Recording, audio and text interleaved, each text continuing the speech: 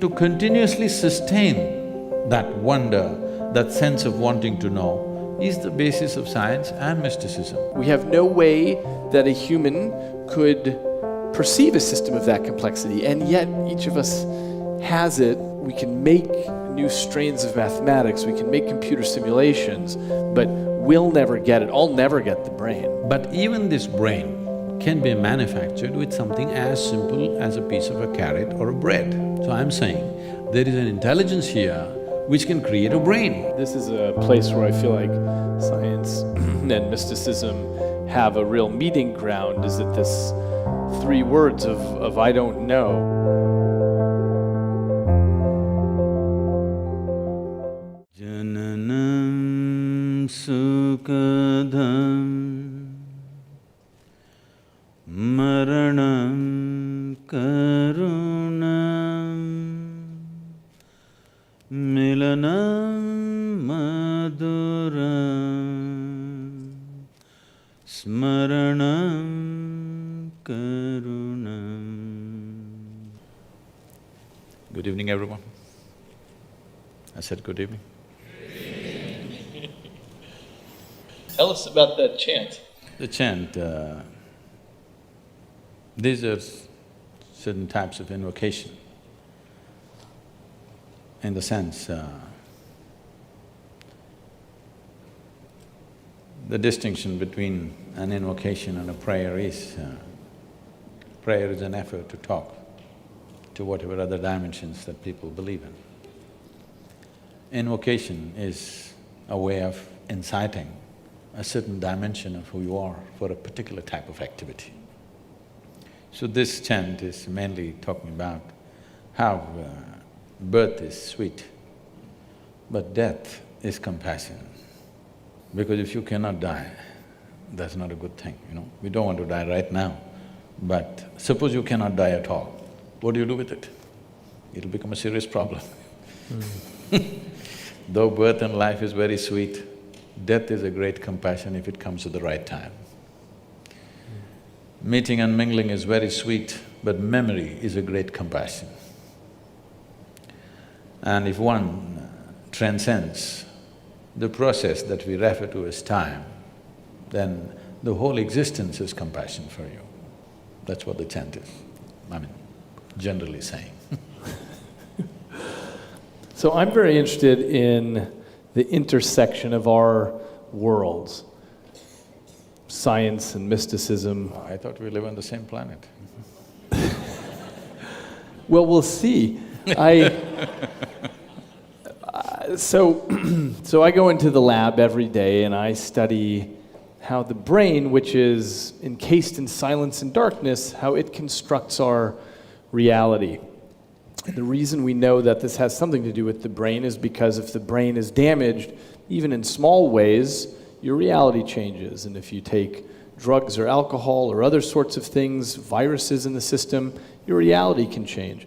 So I'm interested in finding where our perspectives overlap in this, because your interest is, one of your interests is also understanding reality, how we perceive it, how it's individualized to us. So can you tell us about that? There is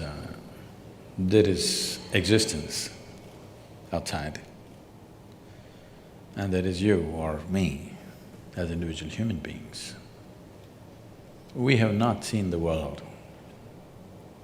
We know it only the way it's projected in the firmament of our minds. When we say mind, in English language, mind is just one word and supposed to encompass everything. But in the yogic terminology, we have 16 parts of the mind which function distinct functions. And there are a whole lot of practices and processes through which one takes charge of these 16 dimensions of mind. These 16, for simpler understanding, can be brought into four sections. The first dimension of the mind is we are referring to as buddhi, or what is generally considered intellect. It is the intellect. I think modern societies, particularly modern education, has become too overly focused on the intellect. Aristotle, you know. I'm not talking about your boy. Because of…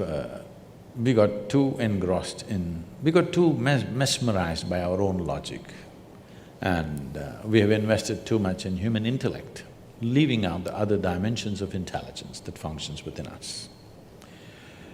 When we say intellect, it is the logical realm of what's happening in our minds.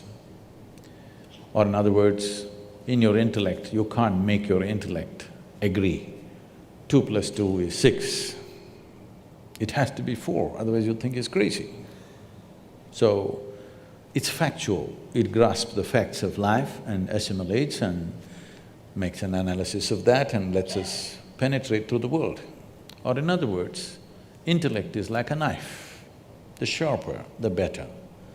Knife is an instrument which is used for cutting things open. So this is one way of exploring the world, by dissection. This is how, you know, at least in high school you must have dissected something. Maybe an earthworm or a cockroach or a frog, I don't know how far you went.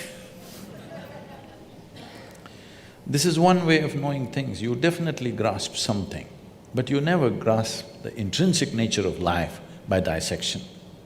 So there are other dimensions of intelligence, and another aspect of the intellect is the second dimension of the mind, we call it as ahankara, which in English language would translate as the identity. What is the identity you have taken? Your intellect is always a slave of your identity. What you identified with, it is only around that it functions. Simple things. People are identified with things that they've not even seen, and huge emotions are there, their life is guided by those things. For example, all of us belong to some nation today. There was a time 100 years ago, many people did not belong to any nation. But today everybody belongs to some nation and everybody belongs to some football club also. Because both have flags and emblems and works. So, nationality is a new idea. It's just about 150, 200 years that we have this strong sense of nationhood. We've shifted from our ethnic, racial and other kinds of identities to national identity. Just the moment you believe, I belong to this nation, the emblem of that nation, the flag of that nation, the anthem of that nation, brings genuine emotion. Nobody's pretending, it's real. It's real because people are willing to die for it. It has to be real. But it's just an identity, you could just switch it any time. You could move to another country and take that on and it becomes yours. So the moment you identify yourself with something, your intellect is completely always protecting this identity and working around this identity. So the identity, if we want to continue that analogy, if intellect is the knife, identity is the hand that holds the knife. How steady or unsteady this hand is will determine what this intellect will do or undo. The next dimension of the mind is called as manas. So this is not just in one place, this is the entire body. Manas is a huge silo of memory. So when I say huge silo of memory, whatever memory you may have in your brain, I know you're a brain fan. Whatever memory you may have in your brain, your body has 1 trillion times more memory than that. You definitely don't remember how your great-great-great-great-grandfather looked like, but his nose is sitting on your face right now. It remembers. How your forefathers looked 1,000,000 years ago, your body still remembers, has not forgotten. Definitely it is not the capability of your brain. So, in terms of memory, the manas is phenomenal and it's right across the body. Every cell in the body carries enormous memory. Memory to a point for the origin of life on this planet and beyond. All that memory is carried in this body. So this is manas. If there is no memory, intellect would be defunct, it's like a car without gas. Because there is memory, intellect is on. This memory flows through the hand of identity, and whatever is the identity, the memory takes on that color accordingly, and then it plays up in the intellect and intellect functions. The fourth dimension of the mind is called chitta. Chitta means it's pure intelligence, unsullied by memory. There is absolutely no memory, free of memory, it's just pure intelligence. When we say pure intelligence, all kinds of things have been said with all due respect to everybody's beliefs and faiths and whatever. All kinds of things have been said to people that God is generous, God is love, God is this, God is that. Suppose nobody told you anything and you just paid attention to all the creation around you, how a flower blossoms, how a leaf is, how an ant moves. If you paid enough attention, one thing that you would definitely come to is, whatever is the source of creation is a goddamn intelligent thing. Intelligence, intelligence, intelligence. Everything is smacked with phenomenal intelligence beyond what our quite phenomenal brain cannot perceive. So, this is a dimension of intelligence within us, which is the basis of our creation in a way. If you eat a piece of bread, over the afternoon it becomes a human being because this intelligence exists within you and me. So, if you touch this intelligence in a very mischievous way, the yogi or the yogic culture says, if you touch your chitta, if you touch this dimension of intelligence, then divine becomes your slave. You don't have to think what you want, you don't have to seek what you want. If you touch this intelligence, everything that you wish to know is yours. It's just you have to just direct your focus and it's all there because there is a dimension of chitta. Every human being might have accidentally at some point touched this, which makes suddenly one spark of magic in somebody's life. This is because they've touched this dimension of intelligence unconsciously. Now, the question is only about how to get there consciously and to stay there. So, these aspects of the mind are not entirely located here, it is right across the system. I kind of think this is the endeavor of science, is to take the intelligence all around us and across our system and try to understand the principles of that. It's a way of going out and trying to understand the blueprints around us in a way that can be made conscious.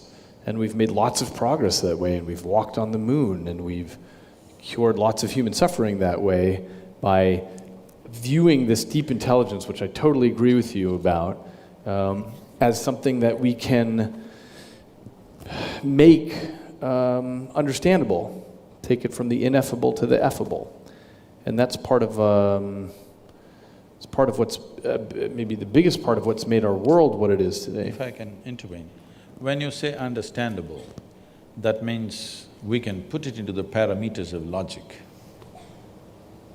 What if there is a dimension of intelligence within you which does not fit into the parameters of logic?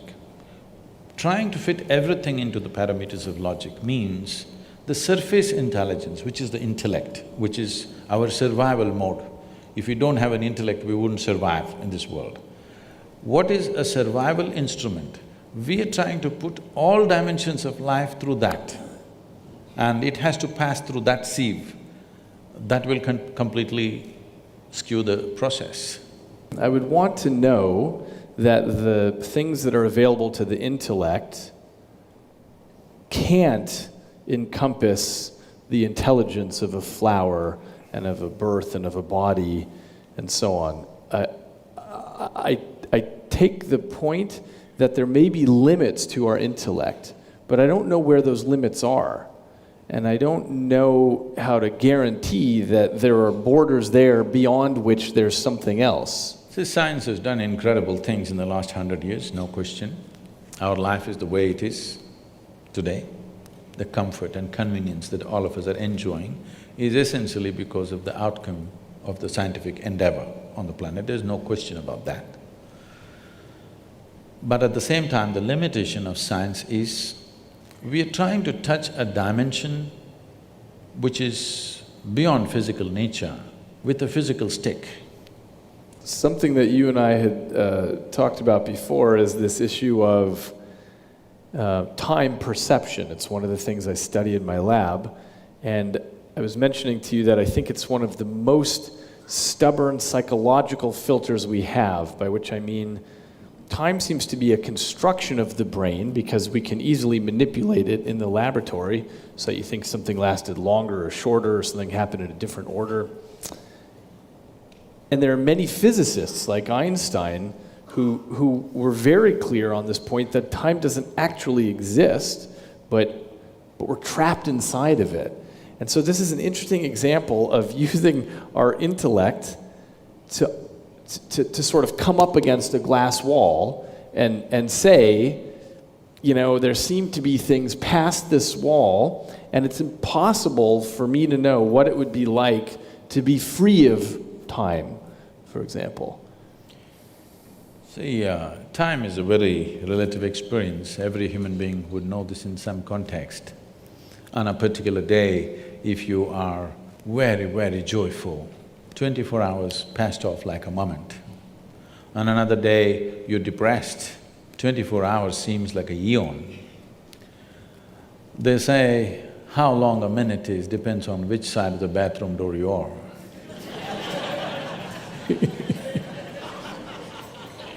Somebody says, just 1 minute, wait. So, the basis of time, as I perceive it, you must pardon me because I'm uneducated, okay? The only thing I know, being uneducated is not an easy thing. Yes, because from the first moment you're born, your parents, your teachers, every other adult around you, everybody is busy wanting to teach you something that has not worked in their life. Yes. Everybody is trying to instruct you on something, it doesn't matter what. The only thing that they know better than a just-born infant is they know some survival tricks, the adults. They don't know anything else about life. They have not perceived any life any better than a child. They just know a few survival tricks. They know how to make money, they know how to build this, they know how to do that, but they do not know life in any sense. Because all these other things are just accessories of life, they're not life. Life is something that's throbbing within you. So when we come to time, in the yogic way of seeing things, we just see life as a dance of time and energy. It's a certain amount of time and a certain amount of energy. Actually, in the local languages, the expression for death is very beautiful. We say kalamaitana, that means his time got over. In normal language, when we say somebody passed away, we don't say it as we are saying it in English, we say his time got over. Actually, that's all that happened, somebody's time got over. Now, to put this time and energy together in a proper… weave it together well. If your time gets over when your still energy is vibrant, we say this is an untimely death. If your energy gets over when your still time is on, it's a vegetative life. To the art of putting this time and energy together so that both of them play together, dance together well, is a successful life. So when we say time, there are many things we can do with energy, but as far as time is concerned, it's ticking off for all of us at the same pace, in that sense. I know there's research, I'll come to that. It doesn't matter what we say, but our time is ticking off at the same time. We may think many things, we came to this talk, we went to the cinema, we went to the university, we went here and there, but as far as physical body is concerned, it's going straight to the grave. Because it is keeping time. You may forget, you're happy, you forgot that you're 65 or 70, you felt like you were 18 because today you're joyful. But your body is keeping time. Your brain can be easily fooled. But body is properly keeping time, never you can fool this body, all the time keeping time. Because time is a consequence, time is not a factor by itself. Time is a consequence of cyclical movements in the physical reality. We know time. If the earth spins once, we say it's a day. If the moon goes around us, we say it's a month. If the earth goes around the sun, we say it's a year. Our idea of time has come essentially because of the cyclical movements of everything that's physical around us. This is the nature of physicality. Physicality is essentially cyclical, whether it's atomic or cosmic, everything is cyclical. The moment you're identified with physical nature, time is a big factor. If you dissociate yourself with your physical nature, if you sit here and if you have a little space between you and your physical body, because what you call as my body is an accumulated process. It is something that you accumulated, it's just a piece of the planet. If a little space comes between you and your body, suddenly time is not a factor. To such an extent, we have any number of people, this may be very difficult for a Western audience to digest, but I have seen yogis who have not moved from the place they were sitting for over 6 months, 7 months, just in the same place. By any normal standards, your body should not survive that. But once they sit down, they won't move, just like that, not moving at all. Because once you distance yourself from your physiological process, time is not a factor. Right now you're sitting here, it's not your watch which is keeping the time, it's your body. If I make you sit here for 3 hours, your body says it's enough. But suppose you did not have a body, we are going to sit here for 3,000 years, what's the problem? So essentially, because of your rooting in your physical platform, which you call as the body, which you built over a period of time, from the accumulations that you gathered from this planet, that is the basis of experience of time. If you distance yourself from that, there is no consequence of time on you. What is the you that can be separated from the physical? Is it a fact that you gathered your body over a period of time? It's a fact that this body gathered together over a period of time, and it may be that I emerge as a consequence of that, this feeling of I, as opposed to me doing the gathering. Tell me, you've been having lunch and dinner or… Have I been having lunch and dinner? Yeah. Yeah, this dynamic accumulation has been eating plenty, yeah. So what you refer to as my body right now is an accumulation of food, it's a heap of food. Not a pleasant way to describe you, but it is. What you call as my mind, largely in people's experience, is an accumulation of impressions over a period of time. Agreed. So, if you have to gather this much of impressions and this much of body, something more fundamental must be there, isn't it? Houston, Texas is an accumulation of roadways and buildings, but we wouldn't say that Houston was there and then gathered. You are not a piece of geography. You are not a piece of geography, are you? Well, maybe exactly that, a physical being. I'll tell you why, from my perspective, that seems like a possibility. It's because we're across the street from the world's largest medical center, and every day there are thousands of people there whose geography is changing because of Alzheimer's or stroke or tumor or traumatic brain injury, and who they are changes. It doesn't seem like there's something fundamental that outlasts damage to the tissue. See, you're talking about thought and emotion. The biggest mistake we have made is, we have given too much significance to human thought. Whatever you think is only happening from the limited data that you have gathered, yes or no? Agreed. Yes. So the data that you and me have gathered, however big we may think it is, in terms of the cosmos, it's minuscule, it's nothing. It's really not of any consequence. So from this minuscule of data that we have gathered, we are generating some thought which could be useful in making our lives, it could be useful in creating a few things, it could be useful fundamentally for our survival and to enhancement of our survival process, all this. But it doesn't give you access to life. Thought and emotion is psychological drama that's happening within you. You can conduct it any way you want. You're talking about somebody had a tumor or Alzheimer's or an accident or something and the drama went wrong. The drama can go wrong even without any of those ailments. You ask people.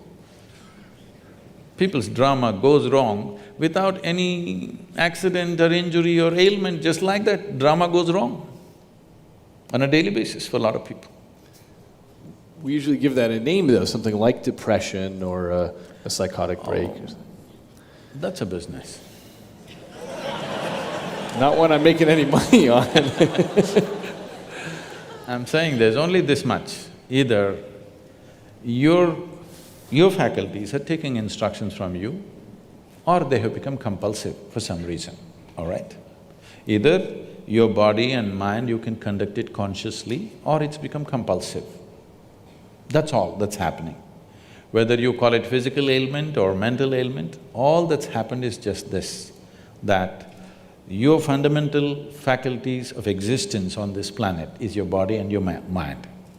These two things, you have lost grip over them. So it can become this kind of ailment or that kind of ailment or whatever, but fundamentally you have lost charge. That's all that's happened. If your body and your brain took instructions from you, would you create depression? Would you create illness? Would you create anything? You would create highest level of pleasantness for you, isn't it? We certainly would if there were a separate you that could gain that control. See, we can come to this like this. There is something called… because I see that you keep referring my brain. If you say my brain, that means it's yours. What is yours can't be you, right? It's a colloquialism that we use because I need to refer to this one in here. I need to specify which brain I'm talking about. See, when I say my hand, I know even without my hand, I can still exist. Similarly, if certain parts of the brain are gone, our ability to think and feel the way we were doing it earlier may be gone, but still that person is not gone. That's the question. So if I lose a little part of my finger, I'm still me, but if I lose a chunk of brain tissue that same size, I can be someone completely different. No, you're talking about personality. Personality is again an acquired thing. Beyond personality, I can lose memory, I can lose consciousness, of course, I can lose the ability to perceive reality the way that we do now. I might become colorblind because of a lesion, because of damage to a particular part of my brain. I lose the ability to understand what objects are. Okay, let's come to this. See, suppose somebody became colorblind because of an injury or whatever that happened to them, unfortunately. That person still knows, I have become colorblind, isn't it? He's still there. It's true for the person who becomes colorblind, but it's not true for example, a person who is born colorblind. They don't even have a concept that they could be. They don't have a concept of color. So let's take a person who's born blind entirely. They don't even have a concept of vision. So who's the you for them? Do they… See, even a person who is visually impaired, who's never seen the world around, he still exists within himself. He's as much a man or a woman as anybody else can be. It's just that if all of us were blind, we would be quite a fine society without eyes. Quite right. Yes, isn't it? Only because somebody has and I don't have. In comparison, I have a problem. Otherwise, if none of us had eyes, you think we wouldn't have found our way around? We would have. Maybe not the same way, in a different way. Oh, I totally agree, because in so many dimensions… There are mammals who were flying by, sound. Yeah. Well, there are so many dimensions that we are blind to now. So what we call visible light is just a 1/10 trillionth of the electromagnetic spectrum that's out there. We only detect a little bit.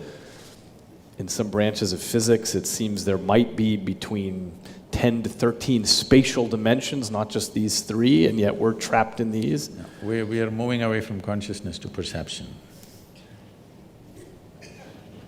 But my point is, we're already blind to most of the world. So I agree with you that, okay, so let's move back to perception. See, what an individual life is, you cannot disagree that you're life, are you? You're a piece of life. I'm a piece of life, everybody is. What kind of personalities we have acquired, what kind of likes and dislikes we have acquired, what kinds of gods and demons we have acquired, what kinds of other things we've acquired is a social process that's happened to us, cultural and social process. If you were born in a different part of the world, it would be entirely different. Depending upon what we are exposed to, these are impressions that we have taken in, phenomenal amount of impressions. Leaving that aside, let's look at one fundamental. Whatever you gather, you can only claim it's mine. You cannot say it's me, isn't it? Whatever you gather. How do you mean? You mean your body? You say Anything.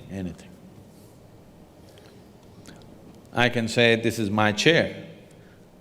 If I sit here every day and then I say, this is me, then there's a problem.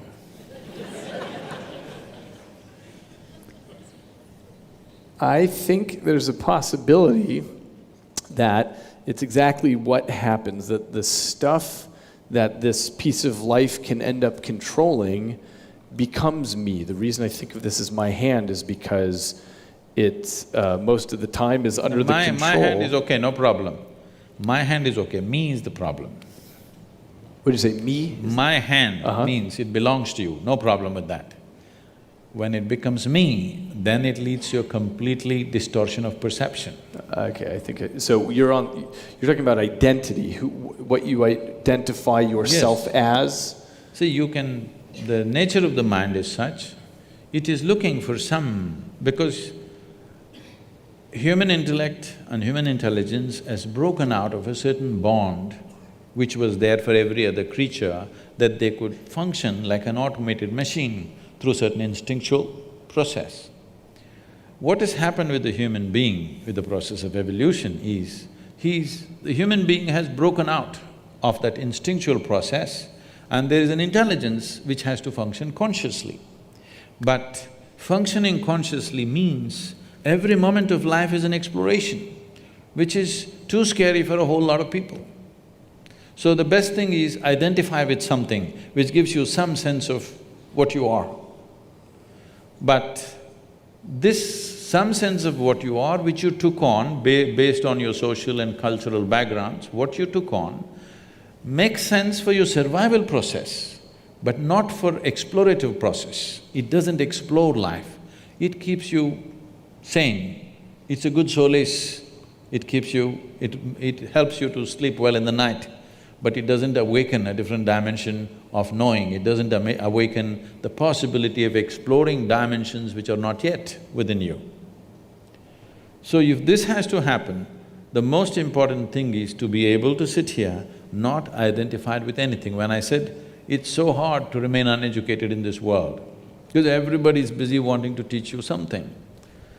This is all I did in my life, to remain uneducated, not to be influenced by parents, by family, by religion that's happening around you, culture that's happening around you, education that people are forcing on you, just to be the way creation intended you to be, simply. See, I may not fit into the university milieu, but I'm okay, you know. Just simply the way you were born. Not tangling up your intelligence to any particular thing, either your nationality or your religion or your race or your creed or your family or any kind of identity or your gender or whatever, simply to be able to view your life just as a piece of life. If one does this, then you will see perception will explode in ways that they have not imagined possible. Now, as a physical body, you're unable to not be influenced by the clothing of your culture, by… No, this is a statement, this is not a compulsive thing. But you don't dress as somebody who's Chinese or an Eskimo or something. When I'm in the North Pole, I will, I think.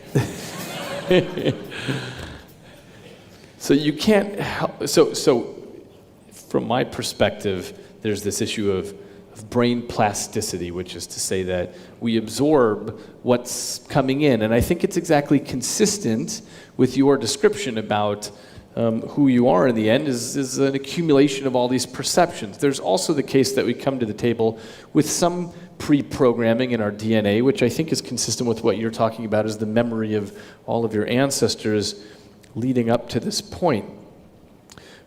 But because we are creatures that go around and vacuum in our cultures, and we speak this particular language, and we are males, and we dress in certain ways, it's hard to avoid that.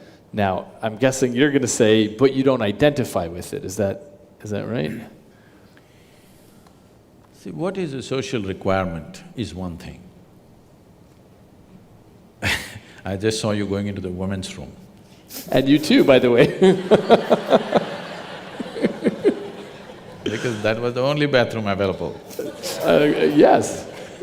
So, by social norm, you do certain things. Because in the room that we were sitting, there was only women's room. I don't know why they marked it like that. I don't know. So you went in, I went in, every other male went in, only the female did not go. So now what you do for the norm that exists so that you don't collide into situations is one thing. What you identify with is another thing. So the moment you identify with anything for that matter, starting from your body to everything else, what is your body is the limited body, what you call as family is a larger body, what you call as community is a much bigger body, what you call as a nation is a much bigger body, what you call as humanity is a much bigger body. This is how human identities go. People think it's better to be identified with a nation than to be with an individual when there is a war or when there's some situation. People think it's better to be identified with the whole humanity, but any identity limits you. It takes away the fundamental possibility of what this life is.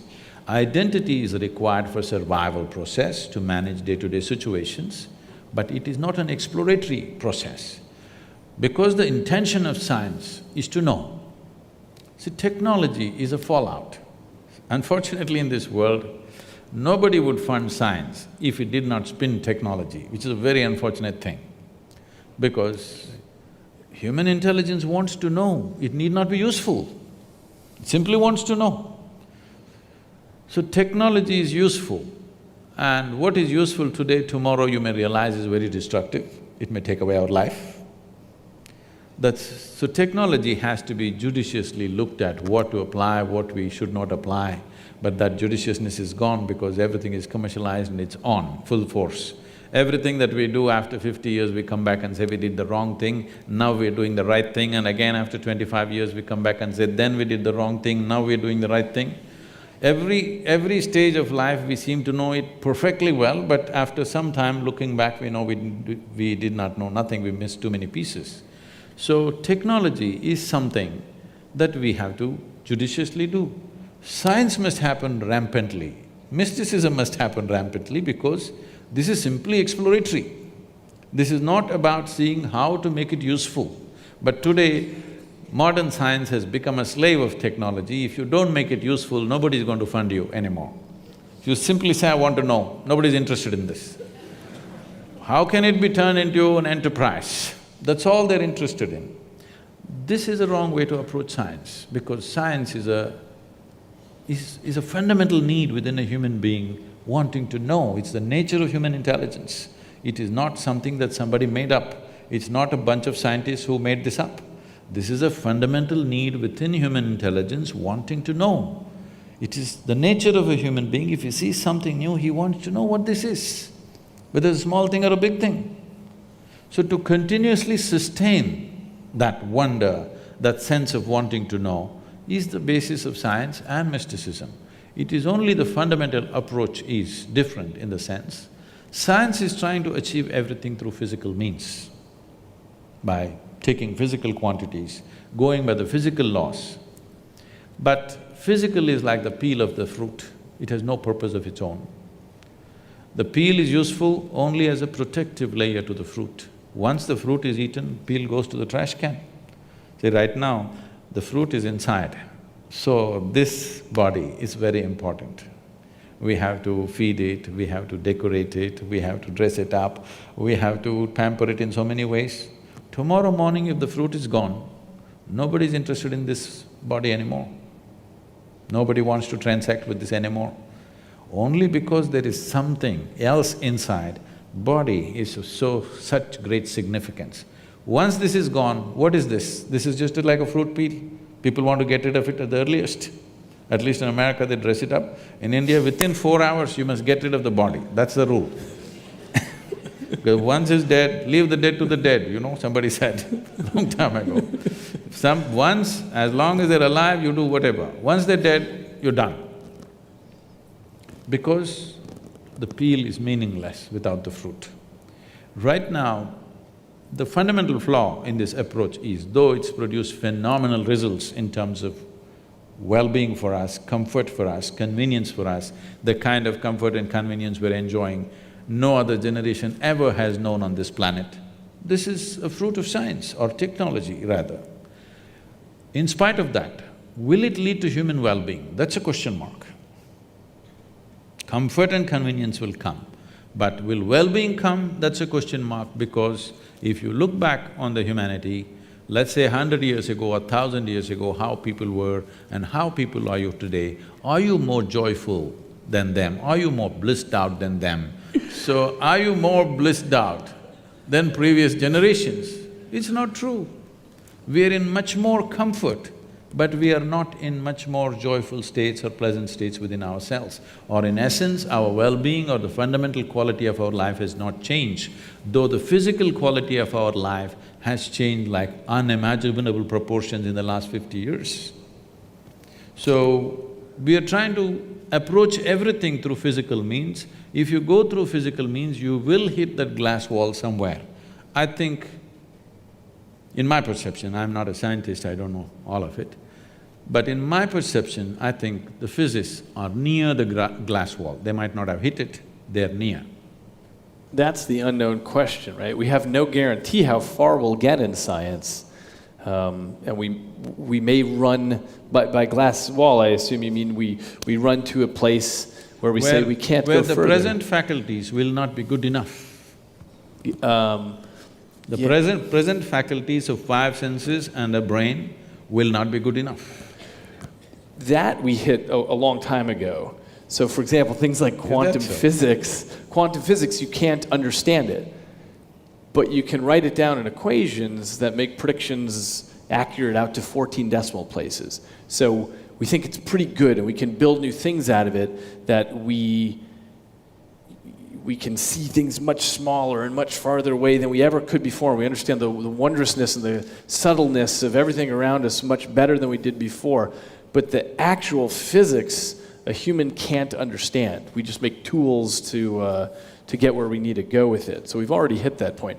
And certainly it's the case with the human brain, which is made up of almost 100 billion specialized cells with thousands of trillions of connections between them, and every second… I like the way you're saying it with the passion.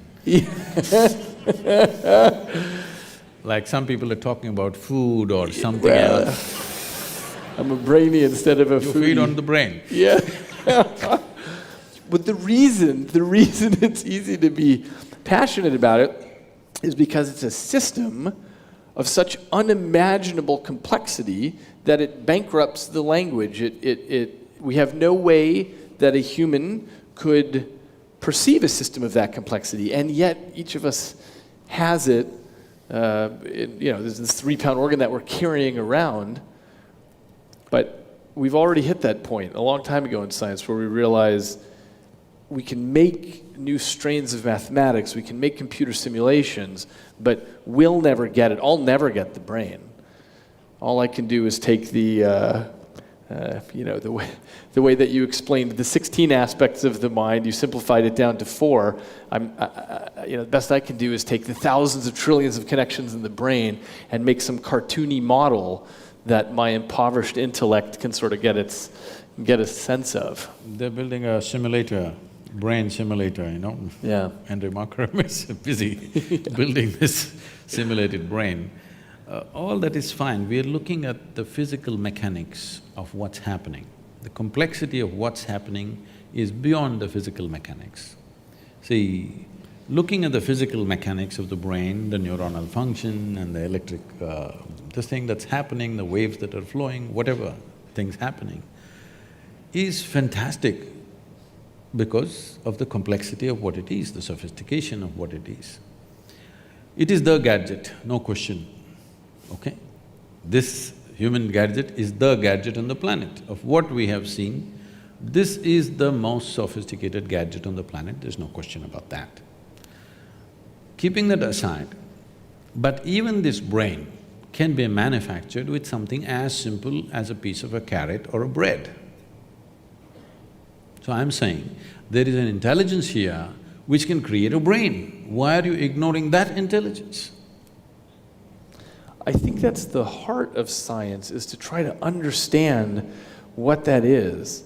What I mean by that is, so we have different approaches in science to get there, but studying the genetic code and understanding how the heck with 27,000 genes can you unpack a human being? Because whatever the truth is of what's happening spiritually, if there's a separate you or not, what we know for sure is that you can unpack a human being from these 4 letters of amino acids, and these base pairs that make these proteins, and somehow that all gets unpacked, fueled by bread and carrots and so on. These kind of questions have always been on human mind. It happened almost 15,000 years ago. Adi Yogi, that means the first yogi, he had 7 disciples. These 7 disciples are full of questions. Some of them are astronomers, some of them are serious mathematicians, things like this. They have 1,000,000 questions. After some time, Adi Yogi is bored with their questions because whatever they ask, it's just a product of their intellect, they're not able to ask a question beyond that. So they ask, what is the nature of this, your cosmos? Where does it begin? Where does it end? How big is it? He's just bored. So he says, your cosmos, I can pack it into your mustard seed. The entire cosmos, I can pack it into your mustard seed, he said. Then they were flabbergasted by this. Then they said, what is it made of? If you can pack such a huge cosmos, which we can't even imagine where it begins and where it ends into your mustard seed, what is it made of? He was completely bored, even not to utter a word, he simply said like this, 5 elements. Just these 5 elements, the entire universe is a play of these 5 elements. If you master the 5 elements, you have a key to every aspect of creation. If you don't master the 5 elements, if you approach it from outside, as you approach it, it will take on 1,000,000,000,000 new forms. As you try to study it, it can take on 1,000,000,000,000 new forms as you're looking at it, because that is what it is capable of. Just 5 things. 5,000,000 things would be difficult. 5, I'm sure you and me can study, isn't it? At least I'm capable of 5. You're talking in millions and billions, but I'm 5. Are you gonna tell me what the 5 are? Huh? Are you gonna tell me what the 5 elements are? These 5 elements, it's called earth, fire, water, air, space. These are 5 things. Maybe. Maybe that'll work in the end. Everything is just within this. Everything that you call as physical creation has substance of some kind. This is earth. And all of it is in movement, that's called air. All of it ascribes to some temperature, that is fire. And in everything there is water, which is the cohesiveness. If there is no water, there is no cohesiveness in anything. And all of it is held together by what we call as akash. Here we're calling it as space. In English language, it doesn't really describe what we are saying, but it's called akash. Maybe a more closer word in English language would be ether, etheric space or whatever they're calling it as. Okay. So, these are the 5 things, whether an atom or a subatomic particle, everything is made of these 5 things. So you don't have to study the trillions of things which are manifestations of these 5. If you understand these 5 things, if you have grasp over these 5 things, then everything becomes accessible. So the fundamental, the most basic process, unfortunately, the word yoga conjures completely wrong images in America. The most fundamental aspect of yoga is called bhuta shuddhi. This means cleansing of the elements so that you can feel them separately in your own system. This very body is 72% water and 12% earth, 6% air, 4% fire, remaining is space. If you take charge of these things, what you need to know, everything that is life is here, because modern physicists are saying, as you sit here, every subatomic particle is in communication with the rest of the cosmos. If it is so, you just have to become alive to it. You just have to become receptive to it.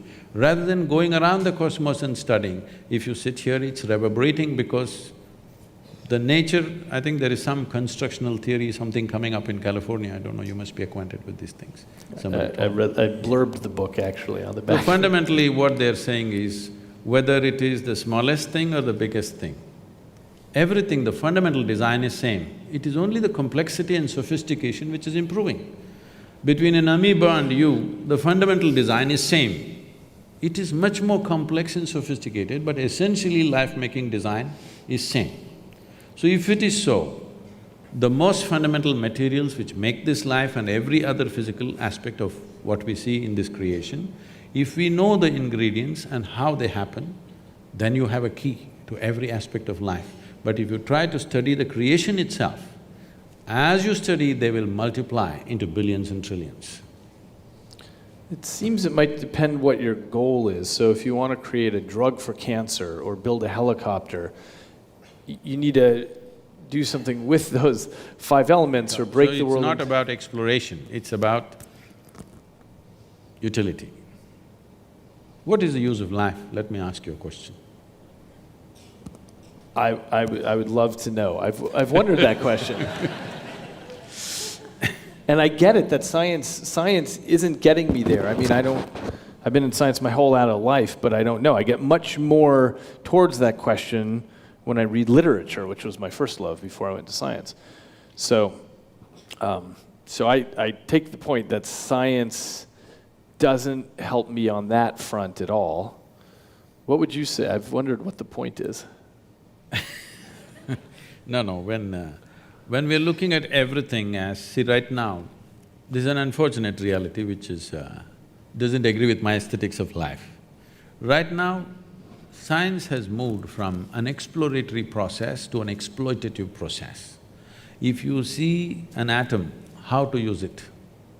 If you see a bacteria, how to use it. If you see an elephant, how to use it. If you use a whale, how to use it. Of course, the next thing is if you see a human being, how to use them. This is where it's going. Everything, how to use it. This is not what life is about. You may get to know how to use every damn thing, but still, life won't get any better. If you know how to keep this one, life will get better, believe me.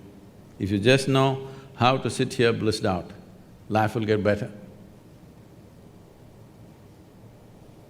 I see that point.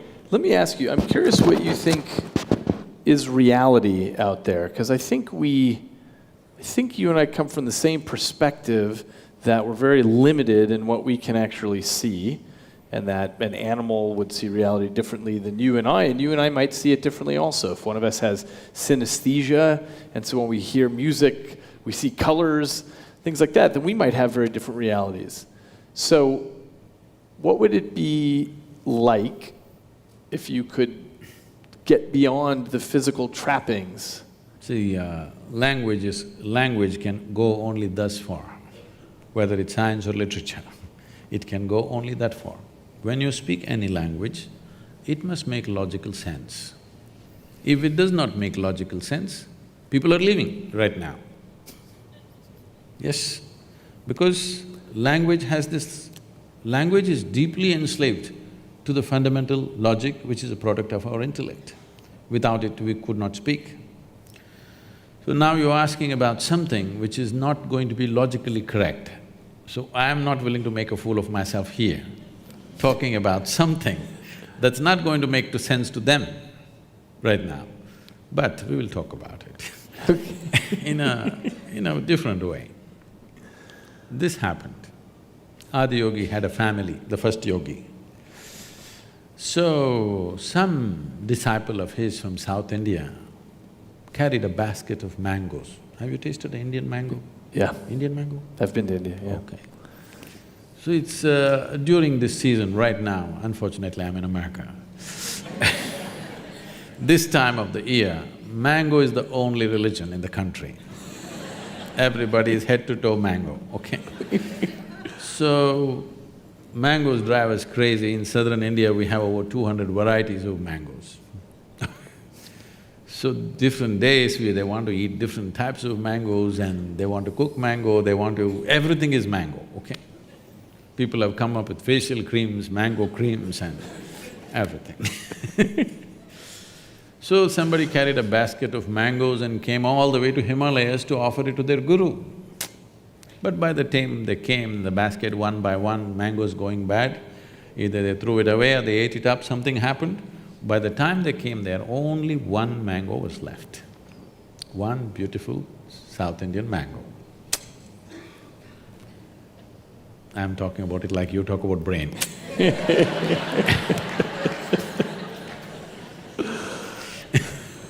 Believe me, it's sweet, not like the brain. So now Adi Yogi has a wife and two children, two boys. Now one mango is not like an apple, you can't cut it into half and give it to two people. It can only be eaten like this, you know. If you cut it, it won't go equal anyway. So what to do? Both the boys came running, we want the mango. Each one wants the mango. So they didn't know what to do, then they said, what? They have to set up something, who gets the mango? They said, okay, let's have a little race, whoever wins the race gets the mango. Because these are Adi Yogi's children, it's not a 100-meter dash. They said, whoever goes around the world 3 times first, they will get the mango. So the younger boy immediately set off, racing around the world, wanting to make 3 rounds, and he went away.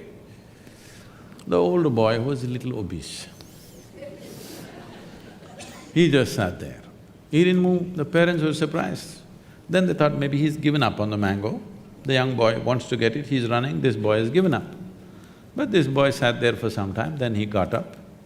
He went around his father and mother 3 times and said, mango. They said, what, you didn't even run? What do you mean? The race is about going around the world. He's going around the world, I went around my world. You are my world. I've gone around, I deserve the mango. They couldn't argue with this logic, so they gave him the mango. He ate. Then the younger boy came and, things happened. Fireworks. Fireworks happened, he became very furious, all those things are another story. But what I'm saying is, there is a subjective reality and there's an objective reality. When I say subjective reality, I'm not talking about just your thought and emotion. Like you're talking about cognitive reality can be different. What is smell for somebody is taste for someone else. What is sweet for somebody is bitter for somebody else. What's light for one person is darkness for another creature. Here I see one creature right behind staring at me. So, this perception is… these 5 senses are tuned for our survival. If survival is what we are seeking, sense organs are fine. But once you're looking at life as an exploration, you want to know life, not just live life, you want to know. When you want to know, 5 senses are no good. They are not sufficient faculties to know. Right now, this brain, I'm not trying to downgrade it, it's a fantastic thing. This brain is nothing without the 5 senses. It is these 5 agencies which are gathering information and feeding up this brain all the time, both every moment of your wakefulness and sleep, this is happening. If you walk from here to there, if somebody is wearing a strong perfume or something else, you may notice it, otherwise generally you may not notice. But if you walk from here to there, your olfactory cognition is taking in probably 200 different smells if you walk from here to there. It is just that you have not paid enough attention to decipher that, and your other faculties are overriding that. Suppose you did not have eyes, ears, nothing. If you shut them off for some time, you will see suddenly your nostrils become so very sensitive, you can just smell out how many people are there. If you bring your dog here, he almost knows how many people are here. He doesn't know just how humans smell. He knows individually distinct smell of each person that is here. We also have that because our neurological system is way more sophisticated than that of a dog, but there are other overriding factors which have diminished that. But if you wish, you can develop that to a certain level. So cognitive distinctions are there and cognitive confusion is there as you… what's that word about smell becomes a color and color becomes… Synesthesia. Okay, whatever. No, it's anesthesia, synesthesia, something is lost, something is mixed up, like a drink. A man who is just out of the bar may feel that way, you know. Everything may become colorful or not colorful depending upon his mood on that day or what he had. So, these things are happening because you can impair these things or enhance these things with a little bit of chemical stimulation or injuries or diseases or… This is essentially a chemical soup. What kind of a soup is the question. So, our whole effort in the yogic system is how to keep it very equanimous and exuberant at the same time. The problem with most people is if they become equanimous, they become death-like.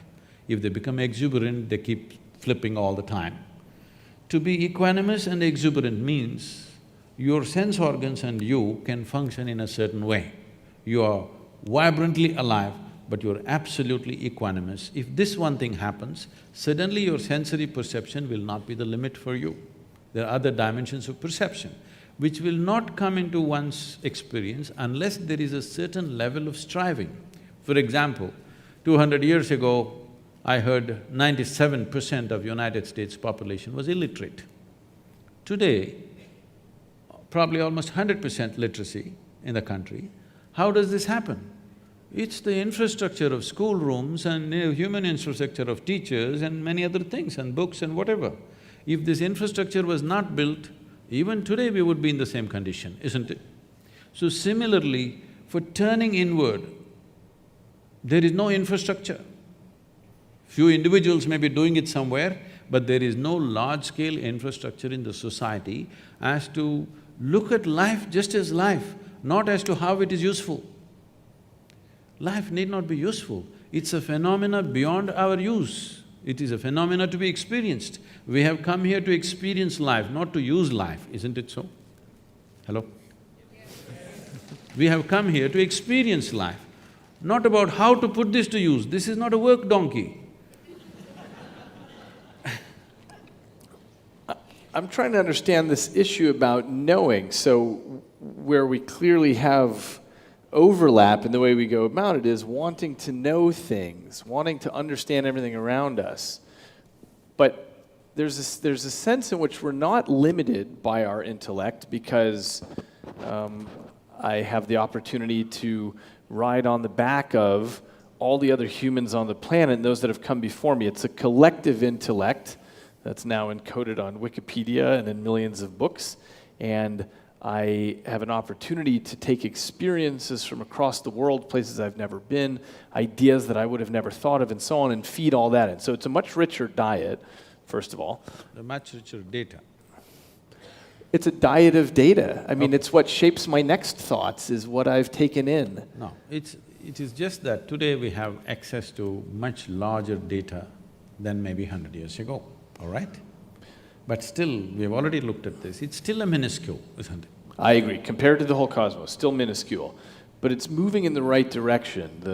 The unslakable thirst for knowledge that humans have means that there's this ratcheting up each generation. So it's not that it is of course the case that I'm limited in my thoughts to the impressions that I've had, but I have a much bigger fire hose of impressions now that can build on the scaffolding of the generations before me, the things they've already figured out, so that I can start at the next level and move up. Start at the next level for what? Towards what end? That's a good question. I mean, it's toward the end of knowing in the way that science cares about knowing. So putting aside usefulness of technology, just the way that scientists ask questions. Richard Feynman, the physicist, said, science is like sex. Sometimes something useful comes out of it, but it's not why we're doing it.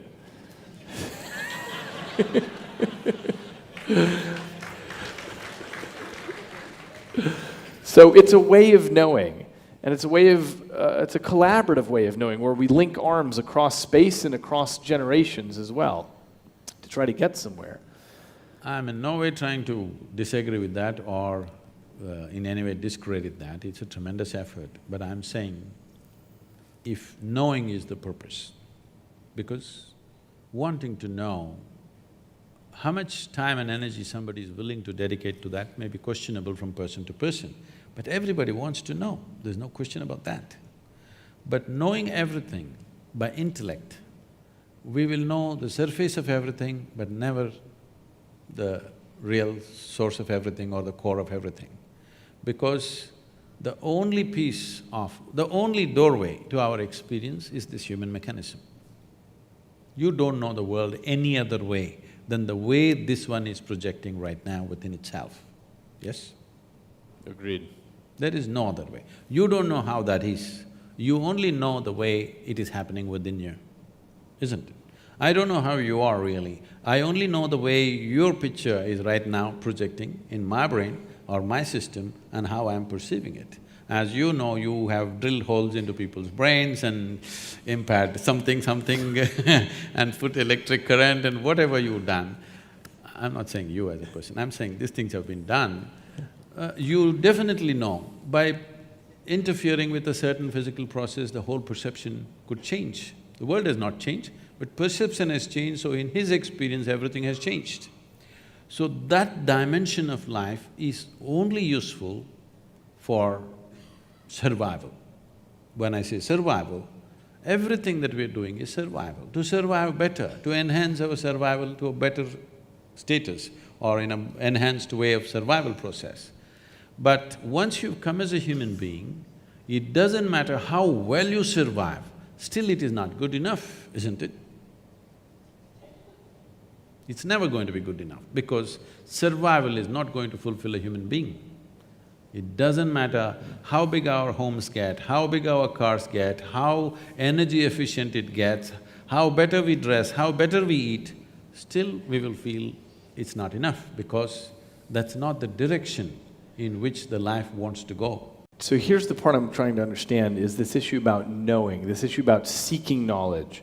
Let's say, either in science or in mysticism, we depend on our senses for that, yes? Or are you saying that I'm saying they're not dependable. Agreed. They're not dependable. But isn't it all we have? Or you're saying there's this other Yes. aspect to the mind? See, for example, suppose you or me were lost in the jungle as infants, okay? If something edible came, we definitely would take it and put it in the mouth. We wouldn't try our ears first, then nostrils, and then by accident discover the mouth. No, we just know how to eat, no question about that. So I'm saying everything concerned with our survival is inbuilt. It's there. This is millions of years of memory which is there within us, we know how to survive. But we wouldn't know how to read, we wouldn't know how to do so many other things which have become a part of our life. Do you remember when you were 2 or 3 years of age, when they tried to teach you that alphabet, the damn A, how complicated it was? It was so complicated just to get it right. You had to write 100 times to get it. Today with eyes closed you can do it. Because of a certain striving, isn't it? Similarly, anything beyond survival, if we have to have it in our lives, a certain striving is needed. As I said, striving for inward perception is something, unfortunately, that's been banished in modern societies because we are on the thrill of technology. It's a fantastic thing, but you will see as time progresses, as technology becomes better and better, human beings will become more and more frustrated. If you have not noticed this, just look out and see, you will see 8-year-old, 10-year-old kids bored. In your generation or my generation, we would have never seen, we never knew what is damn boredom is. When you were 8 or 10, you were just bubbling with life and on, But today you see 10-year-old kids are just bored with it because they've seen the damn cosmos through their phone screen. They know it all. So I'm saying all this excess may not lead to betterment of life, and it will not. Comfort and convenience will come. But well-being will not happen. The purpose of enhancing human experience on this planet will not happen. It will only entertain us intellectually big time, which it is, no question. I'm not saying it's wrong, but I'm saying it's limited. It may be the thing that allows people to make a deeper pursuit, in exactly analogy with the idea of building schoolhouses throughout the country. It would have been 30 years ago that it would be difficult for you to speak to many people, but now you have 500,000 followers on Facebook. Yeah. As I was telling you, I was in a very large gathering of people and somebody asked me, Sadhguru, what about all the gurus, ancient gurus who are there, what about them? I said, nothing. I am the greatest guru. Because when Krishna was there, he could speak to… he was a very gentle human being, probably he could speak to 50 people at a time. When Gautama came, he stood up and spoke more loudly. Maybe 100 people. Vivekananda came, he had a big voice, maybe he spoke to 200 people. Look at here, right now I'm speaking to 50,000 people, and if I want, I can speak to the whole world sitting here. So I'm the greatest guru ever. Because technology has definitely facilitated that, no question. But at the same time, technology doesn't have discriminatory powers. As you can deliver well-being, you can deliver disaster through technology by itself. It doesn't have a mind of its own, it is a certain capability, and all machines and whatever we have created technology, from a bicycle to a spacecraft or a computer or whatever, essentially only what we can do, enhancement of that. Because we can speak, now a microphone has come, a telephone has come. Because we can see, a telescope has come, a microscope has come. Only what we can do, we are enhancing it with various machines and gadgets we are creating. We have not created one machine or gadget to do something that we ourselves cannot do in a rudimentary way. I agree with that. So I'm saying you're only enhancing your 5 senses. For now, yes, but No, it as can… you know… See, right now, it can happen. Right now, with a phone, I can talk to somebody in India. Technology may come, I can smell the food that they're cooking in India. If I'm missing home, they can turn on the phone and I can smell the food from India. It may happen. I'm not saying it's beyond that, it's very much possible it may happen. But I can do it without a phone also. So, you're very interested in inner engineering.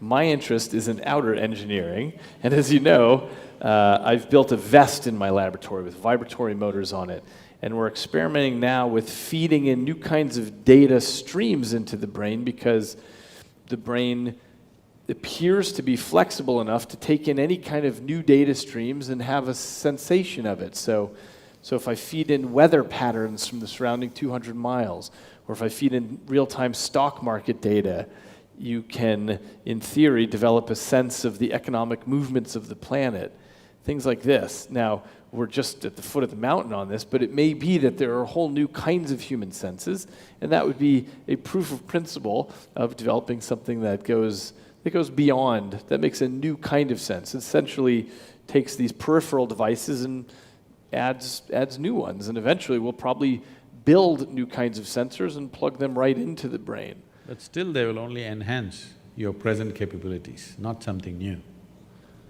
not entirely new. I don't know, if I could actually have an individual experience of weather patterns 200 miles wide, as I'm walking around, I'm tapped into that, I think that's a new human experience, it's not something we've had before. This is something that happened almost 45 years ago when I was living on a farm. So there is a man, a middle-aged man in the village who is, he can barely hear, 95% gone. Just if you shout at him, he hears something. So because he cannot hear, he cannot say anything, he just dumb and stares at things. So everybody thinks he's a fool and, things happening, he's not valued in the village. So I took him as my man Friday, and I said, you stay on my farm and work for me. So he was with me. What I found was, one morning he gets up and gets the plow and those are the days, not tractor days, he still plow with the animals. So he gets the animals and the plow ready. I said, what are you doing? He said, I'm getting ready to plow. I said, where are you going to plow? It's dry. He said, it's going to rain today. I look at the sky, it's clear sky. I said, nonsense, where is it going to rain? He said, no, it's going to rain. He simply sits there like this, because no social communication, he can't hear. He simply sits there like this the whole day. If there's no work, he just sits in one place unmoving. And he just knows. And you won't believe it'll rain. The day he says it'll rain, it will rain. Then I sit up, okay, I'm doing all this yoga, I'm not getting this guy. So I sat there day after day, turning my hand like this, trying to feel this, trying to feel that, feeling the earth, looking up, looking down, everything. I applied myself for 18 months.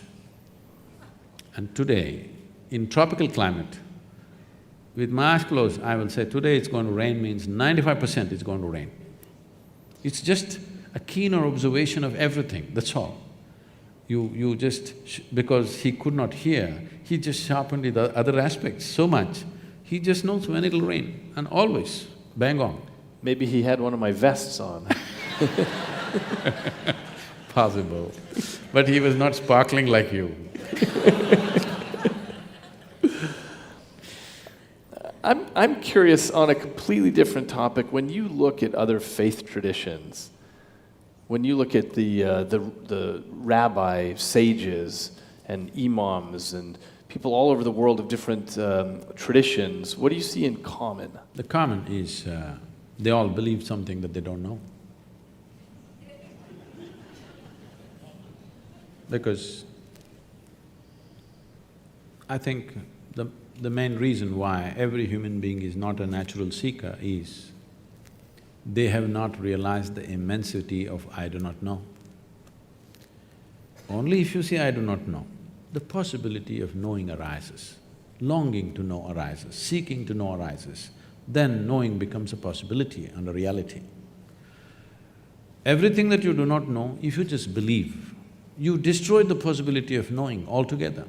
But belief is something that builds confidence into a human being, makes him far more sure-footed than others. But confidence without clarity is very disastrous, both for the individual and the larger humanity and the planet itself. See, suppose… let's say my vision is not clear. It is, but I'm just saying. Suppose my vision is not clear, I want to walk through you, but I can't see clearly, but I'm very confident. You know what a disaster I will be for you, all right? If I understand my vision is not clear and I don't have this foolish idea of confidence, then I will walk gently. I'll seek somebody's help, I'll have some humility to walk through people in a certain way. Otherwise, I will see how to clear my vision, what I have to do for that. But if you have no clarity and you have confidence, it's a dangerous… it's TNT. It's bound to explode on humanity somewhere. It keeps happening here, there. We are just looking at eruptions, small eruptions, but it's bound to happen somewhere large scale. But at the same time, as human intellect is sparkling like never before, for the first time in the history of humanity, more human beings are thinking for themselves than ever before. All these thousands of years, one village or one town with a few thousand people means only one guy would think, others would just take instructions from him. Now almost everybody is able to think. How clearly, how much clarity or confusion is a different thing, but at least they're thinking. As this evolves, I believe in the next 50 to 100 years, as more and more human beings start thinking for themselves, then you will see believing in something will be completely out of vogue. Because essentially believing something means, with all due respect to everybody, essentially believing something means you are not sincere enough to admit that you do not know. We all have to come to this much. What I know, I know. What I do not know, I do not know. This is a fantastic way to be. And I do not know person cannot fight with anybody. That's the biggest thing. I know, always there is a fight. So, all these religious processes which are ended up as religions, at one time when they started as an individual experience for somebody. That person shared his experience with a few people around him, maybe a dozen or maybe 100 or maybe a few thousand he shared. And over a period of time it gets organized and becomes something totally different. So, it has a huge responsibility of handling psychological well-being of the human beings in the sense, see, human beings are psychologically always confused and they don't know where to be, what is their well-being, and for every small thing there is confusion, you know. It's something that I realized when I went to the university. I refused to… I'm sorry, I'm speaking in a university. I refused to sit in the classrooms because it was too uninteresting for me. So I sat in the garden outside under a tree. Once I planted myself there, everybody knew that I am there every day, without fail, under the tree where all kinds of debates and discussions we started, and people started coming to me with all kinds of problems. You know, students having their own problems, their education problems, boyfriend, girlfriend problems, parental problems. As I sat there and heard through everybody's everything, in these 3 years that I was there, I must have heard thousands of people about their problems. It became like a problem point. Anybody has a problem, they come to me. I realized I was the only freako who did not have a problem. Everybody had a problem, which made them normal. I did not know what's a problem. It's not that everything was perfect, but it's just that I didn't view it as a problem. I just saw situations are there, some works for me, some don't work for me. But everybody has a problem. If you really look at it, the problem with humanity is just this. From being a monkey or a chimpanzee to a human being, it's actually a small change, you know. From a chimpanzee to a human being, there is only 1.23% DNA difference, I believe. That's not much, isn't it?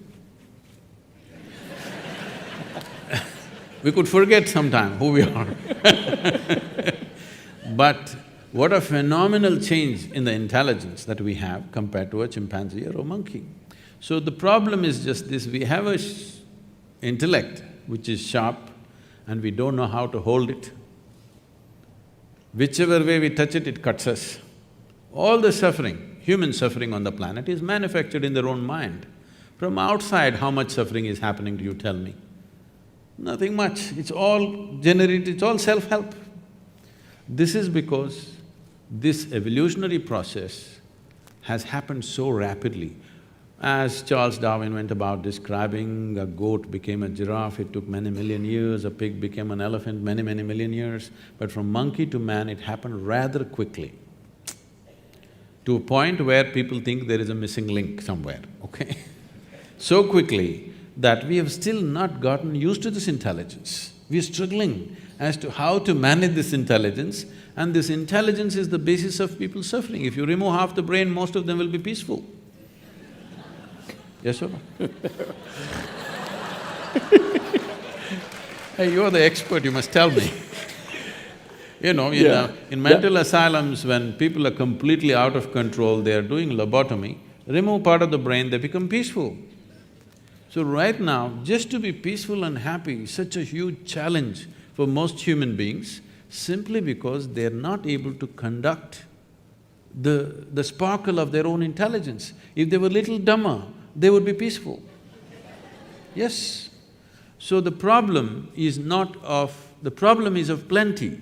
The problem is not of paucity, it is just that a certain level of intelligence which we are not able to handle because there is no stable platform. There is an intelligence here for which there is no stable platform. Unless you create a stable enough platform, this intelligence will not work for us, it'll work against us, simply because it's a sharp knife. If you don't know how to hold it, it'll cut you up. Why we do not give a knife to a child's hand is not because knife is dangerous, because child's hand is not steady enough. He could become dangerous to himself or to somebody. So this process of perception and understanding and consciousness, all these things are questions being asked by the intellect.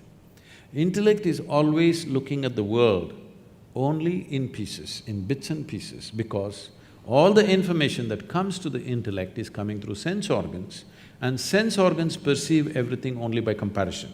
Without context, they cannot perceive anything. For example, if I touch this glass, it feels cool to me. It is not that I know what is happening with this glass, it is just that my body temperature is in a certain way, because of that I feel it's cool. If I lower my body temperature and touch this would be warm to me. So sense organs are giving a perspective only in comparison, which is useful for survival. What this means is, suppose you're 6 feet tall, you stand like a tall man, you walk like a tall man, you feel like a tall man, you are a tall man. You went to another society where everybody is 8 feet tall. Suddenly you stand like a short man, walk like a short man, feel like a short man, you are a short man. So I'm saying this perspective of knowing everything by comparison is only useful for survival process. Now that science in its essence is interested in knowing, not about enslaving the world. How to use it is not the question. How to know this is just an intrigue that from nowhere we just pop up and full-scale drama, and suddenly we pop out and don't know what. For this we have simplistic answers. Okay, you will go to heaven, okay, you will go to hell, the people that you don't like will go to hell, of course you and me will go to heaven. So these things are there. We are trying to handle our ignorance with solace. Solace is what you're seeking, you must believe something. Belief is a good thing because today modern psychiatrists are here trying to solve these problems that human beings are having with their intelligence, which are turned against themselves. Essentially, all human suffering is their own intelligence having turned against them, that's all it is. So psychiatrists are trying to handle, but they can only handle one client at a time and they need a lot of furniture and all this. But religions and faiths have managed people for a long time, hats off to them for that, because they've given solace and balance to people for a very long time. But solace is one thing, solution and seeking is something totally different. If you're talking about seeking to know, then belief systems are of no consequence. If solace is what you're seeking, yes, you must believe something, because instead of going to weekly psychiatrist sessions, if you simply believe something, everything will just settle down within you. It's a fantastic tool that way. This is a place where I feel like science and mysticism have a real meeting ground, is that this 3 words of I don't know. And sometimes science gets a bad reputation about this, and people say things like, well, scientists have proven this or that, but scientists never use the word proof or truth or, we know this is the way it is. Instead, this capacity to hold on to multiple hypotheses at the same time and say, I don't know what is the right answer, is part of the scientific temperament. It's an important part of the fabric of everything we do in science, is this understanding that Mother Nature is way bigger than we are, and that we, in our lifetimes, might not get anything but one step closer to in the direction of truth. The process, the methodology employed by science is not one lifetime. If you come for 1,000,000 lifetimes, still you will not know, because the phenomena of creation is such, as you're studying it, it'll multiply into 1,000,000 more. That is the nature of creation. The same things can become so elaborate. I think this is what is happening to science. What they thought is one thing, they looked into it, they found 1,000,000, they thought, okay, we got 1,000,000, they looked into that 1,000,000, it became 1,000,000,000, endlessly it's going on, because that is the nature of creation. So, looking at the physical phenomena and wanting to know the source of creation is…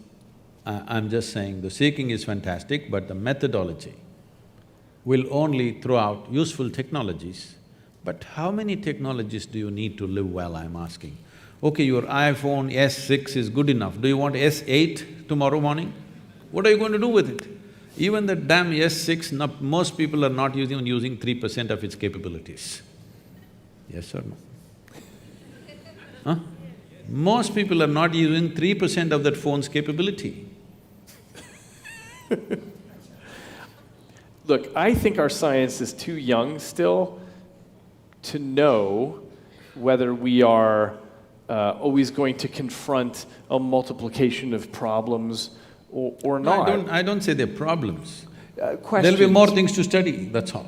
Yes, but sometimes people call that weenie science, by which I mean, once you understand the structure of the atom and so on, you could measure the neutron to finer and finer resolution, but who cares? Because that's not the fundamental problem anymore. And we're still at such a young age that we don't know whether science will keep bifurcating into more and more interesting questions or whether it'll just become weighing things, and it doesn't matter, because now we kind of get the core of it. We might not know that for 100 years or 1,000 years, but I don't know for certain that we are doomed to infinite complexity. It may be that we can put together a very clear model What of I'm what's saying going is, on. you're fundamentally employing sense organs. I agree with that. Sense organ is the basis of all scientific pursuit. I'm saying sense organs are not reliable instruments. You ask the owl.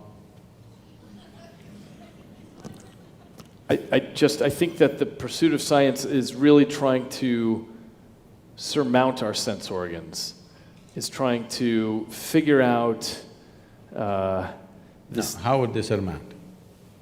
By understanding laws of nature that we don't know why they're true, but they seem to be correct, like quantum mechanics, like basic Newtonian physics, by, figuring out why force equals mass times acceleration. Why is that true? Nobody knows. But that's the way that people pursue trying to understand. It's a way of reaching into the cosmos and figuring out that there are laws that go beyond my sense organs. I have no way to smell or touch F equals ma, and yet it seems to hold. And that's the sense in which we go beyond the little peripheral devices that we come to the table with and try to understand what's past that. It is true that we have to translate things into equations, and equations we might write down or we might hear if we're a blind person, but in theory that's something that's beyond our basic sensory apparatus. See, we distribute this, just for convenience I'll make it into four, okay? We look at creation as four different dimensions. Sthula, which means the gross physical creation. Sukshma, which means subtle. That means you cannot perceive them through sense organs, but if you hone your attention to a certain level, then you can perceive that. So this is called as Vishesh Gyan, which means an extraordinary perception, or it's called Vigyan. Today in India, in local languages, the word for science is Vigyan, okay? That means it's Vishesh Gyan. Vishesh Gyan means extraordinary perception. So we are perceiving things that our sense organs could not perceive, but still they are in the realm of physicality. And all physicality is perceivable through sense organs if they are honed well. If you may not be able to perceive, some other creature on the planet is able to perceive. I think… Yeah, many different creatures Yes. have totally different So slices they're of able their to perceive, ecosystem. that means it's still physical reality. So, what is called as sthula is gross reality, which all of us can see, hear and smell. What is considered as sukshma, still physicality, but so subtle that your eyes and ears are not good enough for that, but if you're willing to pay attention, you can perceive. Then next is called as shunya, which literally translates as emptiness in English, but emptiness is not the word. It is physicality without form. There is no form. All physical has defined form, but shunya means physicality has reached a place where there is no form to it, it's just physical. or its fundamental material of physicality. The next is called as Shiva, which means that which is not. That means that which is not physical at all.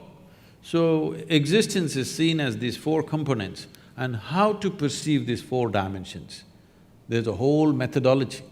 Why I'm saying this is, if only scientists who have pursued things so far into physical reality, if they pay little attention to the most fundamental physicality, which is themselves, if they turn inward rather than constantly looking through a telescope or a microscope, if they spend equal amount of time turning inward, I think something phenomenal could come out of it. For many scientists, the reason they turn outward is as a way of understanding what this is all made out of, which would include understanding something about what a piece of life is. Let me ask you this. When you say, I am a piece of life, you are a piece of life, I hear that and understand it in a particular way, but I want to know what you mean by a piece of life.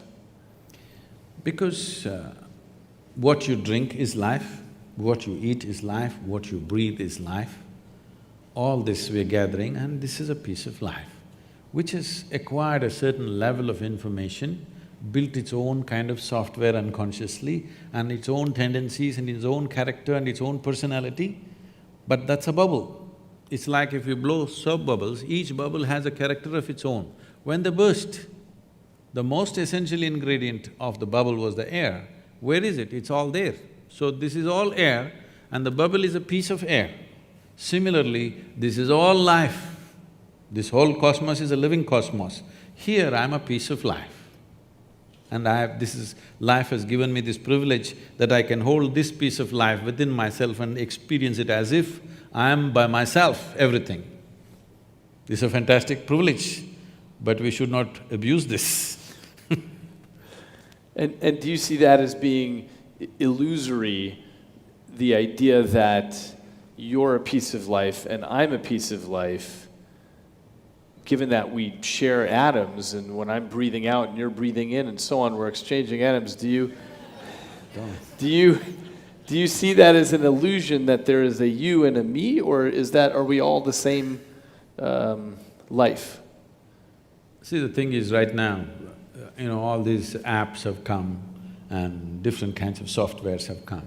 So this is easy to understand today because people are using this thing as if they're live, okay? And they're alive in their own way because a certain amount of information has been calibrated in a certain way to do certain things, and it's almost alive. I think most people have a better relationship with their WhatsApp than with their family, okay?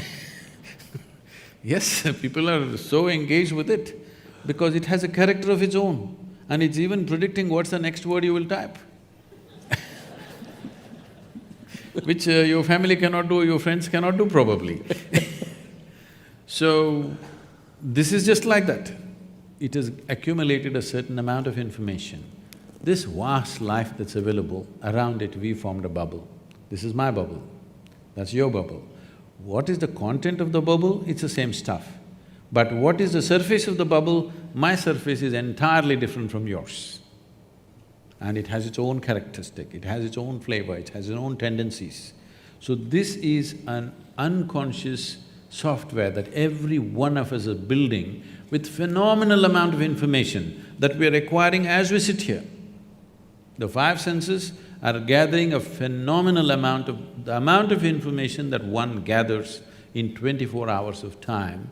If you spend 1,000,000 years, you can't process it. That much information we are gathering. This is what traditionally we refer to as karma. It's all twisted out in America, I'm seeing. The word karma, everybody's calling themselves karma now. People are named karma. I heard some people were named karma.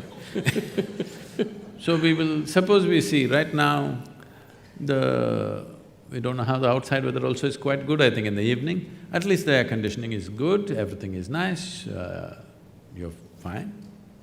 Nobody's troubling you here, but you're sitting here miserably. Then we say, "Ayo, it's his karma."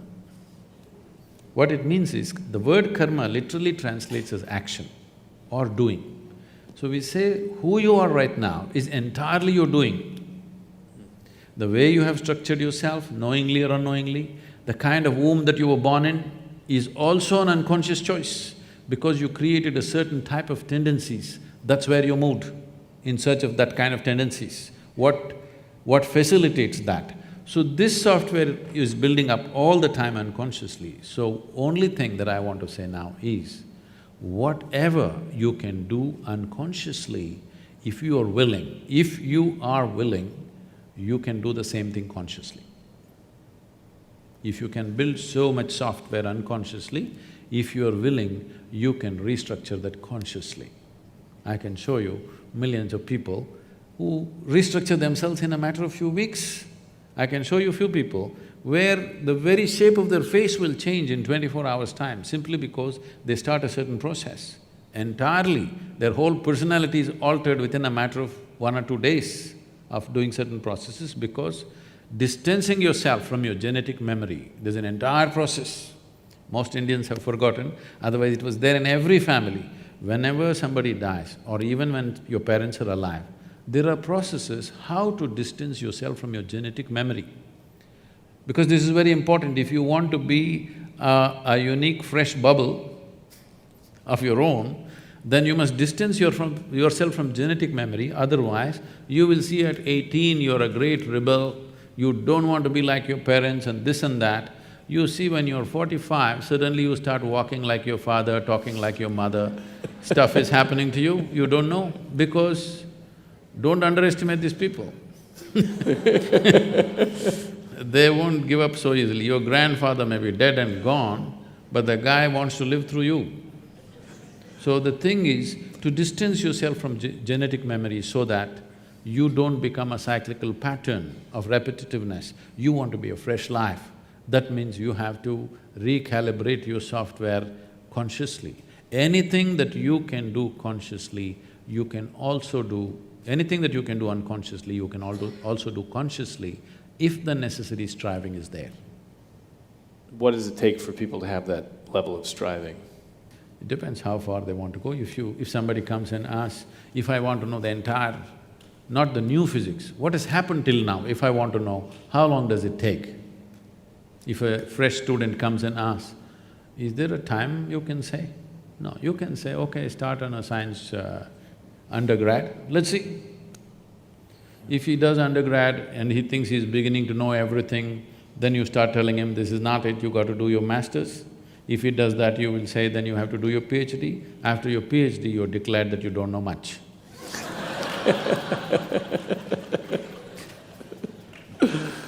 That's right, that's the path of wisdom in science, is learning how little we know. The most basic thing that one can do, how long does it take, means the most fundamental thing is, first of all, to know that there is another dimension of faculty within us, that there's another way of perceiving things, that there is something beyond, not as a belief, not as a conclusion, not as something that is said in some scripture or by some guru or some teacher or whatever, but by yourself to know, beyond this body, beyond this mind, there is something within you. This experience, if this has to happen, I would say if you are willing to dedicate just 30 hours of absolutely focused time, if you give me, in 30 hours' time, we can bring you to a place, we can give you a tool through which you know something beyond your physicality. What that thing is, you don't have to jump into a conclusion, but something beyond your physical nature will become alive within you and you know there is something beyond physical nature. If that is enough inspiration for you to continue your pursuit, then how long it will take the entire pursuit, you cannot say, each individual is his own. They're saying enough. Okay, I have a… I have a message that we're going to go to Q&A now. And Trent, is there a pattern to the Q&A in terms of people getting a microphone, or should they just shout? Okay, I see. There are microphone runners and people will raise their hand. Okay. I thought they were announcing dinner time.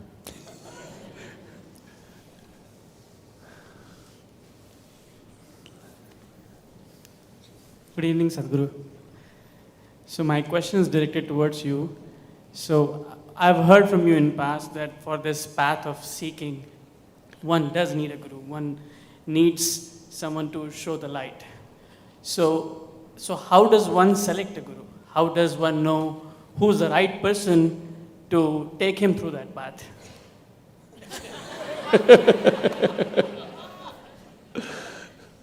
I've got an app for that. Yeah. See, if I give you a torchlight in your hand, it still does not mean you're going to find your way home, okay? A torchlight just shows how you see it, whether you walk the right path, with how you handle this, all this is entirely left to you. But it lights up. The torchlight lights up so that you don't step into a drain or you don't step into a ditch. It lights up the place. But with the torchlight, many people have walked to their death. Yes? Yes, sir, people have. With headlamps on, they've gone crashed, right? So, this is just lighting up the place. What you do is always left to you. So, which is the best light? Today I think LED is doing well. So, who is the best light? It is… you should not make a conclusion like that. Who is the best light on the planet?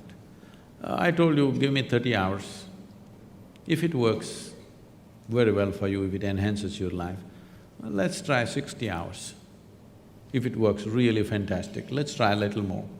Let's go in installments. I don't want anybody to be hanging on to me thinking I'm their savior or something.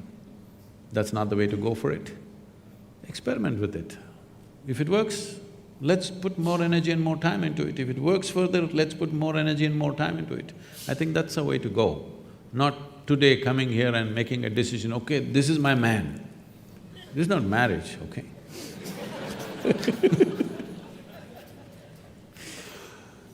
Can I… right here, first I would ask David for a question. I don't want to discount science from mysticism or mysticism from science, but what I want to, through this discussion, what I had been thinking about is, as you say, you observe, how can I have a question for David first. Have you ever studied someone who's observed themselves from outside, like suspending yourself from within you and observing you? And to Sadhguru, what would be the best technique to achieve that level of human intelligence, that you suspend yourself out of yourself and observe yourself? So, it depends exactly what we mean by observing yourself from the outside. There is what's called an out-of-body illusion that people can have. It's a little complicated to explain the setup, but it has to do with wearing some video goggles and putting a camera behind you. And so you're now seeing your body, with your goggles, you're seeing your own body there. And, you know, somebody scratches your back, and you can see your back getting scratched over there, and you're feeling it also, but you're seeing your own body at a distance, and this allows people to sometimes have a very clear experience where their body is there, but they feel like, I am 6 feet behind over here. So there's a neuroscience group in Europe that was able to induce this illusion when people were even lying down, and that gave them the opportunity to stick them into a brain scanner and measure brain activity while they were having this out-of-body experience, and thought they were 6 feet away from their body.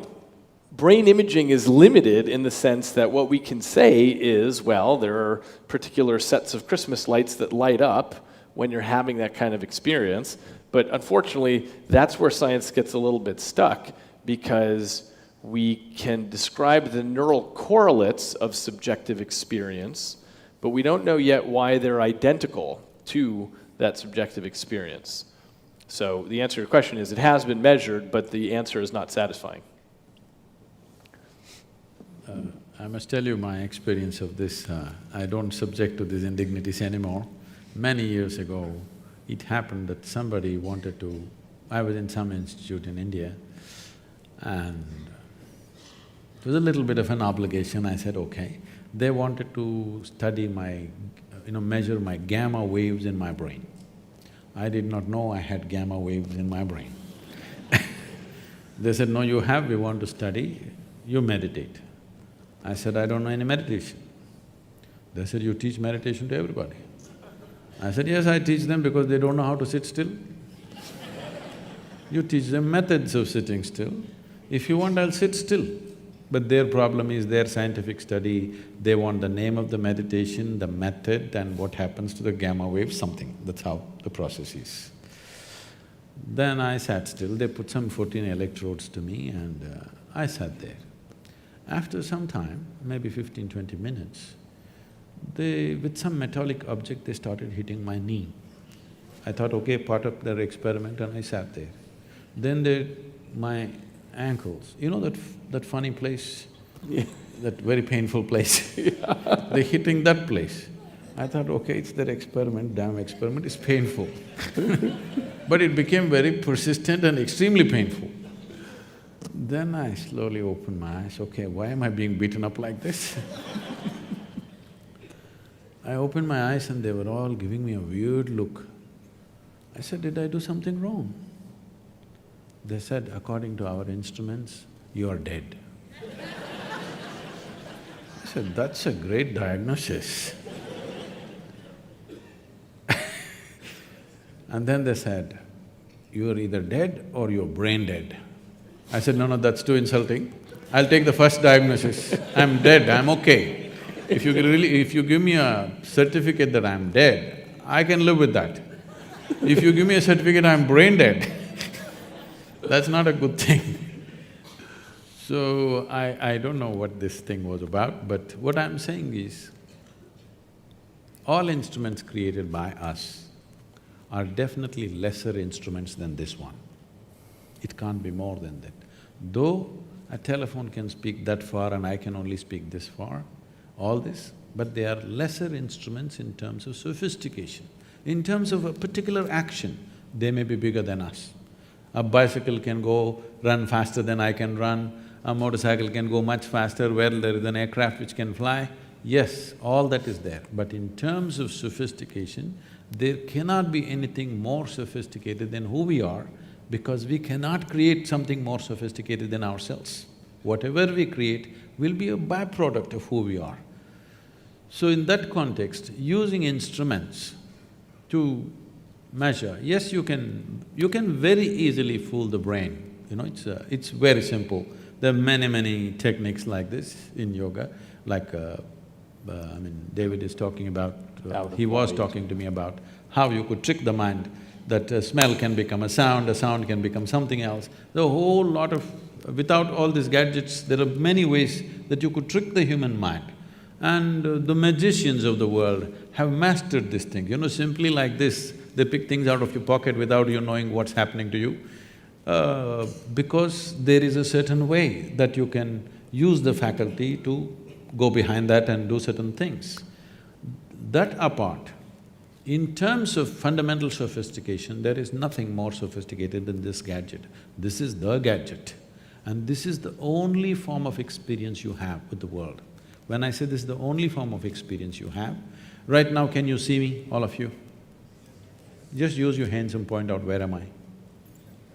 Oh, you got it all wrong. You know, I'm a mystic from South India. Now, this light is falling upon me, reflecting, inverted image in the retina. You know the whole story. Where do you see me now? Within yourself. Where do you hear me now? Within yourself. Where have you seen the whole world? Within yourself. Everything that ever happened to you happened only within you. Right now, someone next to you, if they touch your hand, you think you're feeling their hand. No. You're only experiencing the sensations in your hand. You do one thing, you make somebody touch you like this 5 times, just observe this. After that, no hand, that person is not here, simply sit here. You can create the same sensation. Either you can do it with external stimuli, or you can internally manufacture anything that you want. What you call as mental problems or mental diseases is just that they're creating many things without external stimuli. All the time it's happening. It's happening to everybody in so many different ways. When it goes out of control, we call it an ailment. Otherwise, almost every human being is various experiences they are creating without any external stimuli. If you go through your dream, a dream is as true as a reality when you're going through it, isn't it? We started a school a few years ago, and this 8-year-old boy, I just walked into the school, this 8-year-old boy comes and asks, Sadhguru, is life real or is it a dream? I looked at him, this is an 8-year-old, you have to come with the truth, I said, life is a dream, but dream is true. Go Sadhguru, you're always like this only But that's a fact. Life is a dream, the way it's happening within you right now, it's a dream, but the dream is true in your experience. But this dream, you can make it whichever way you want, whichever way you want. In the sense you okay for a joke? In the sense what? On a certain day, a lady went to sleep. In her sleep, she had a dream. In her dream, she saw a hunk of a man standing there staring at her. Then he started coming closer and closer and closer. He came so close, she could even feel his breath. And she trembled, not in fear. Then she asked, "What will you do to me?" The man said, "Well, lady, it's your dream."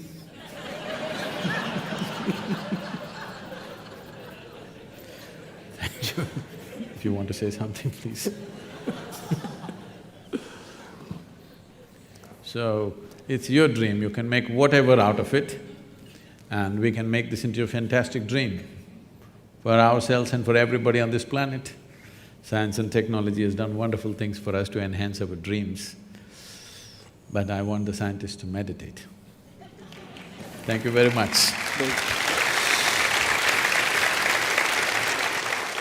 Thank you. Thanks. Thank you.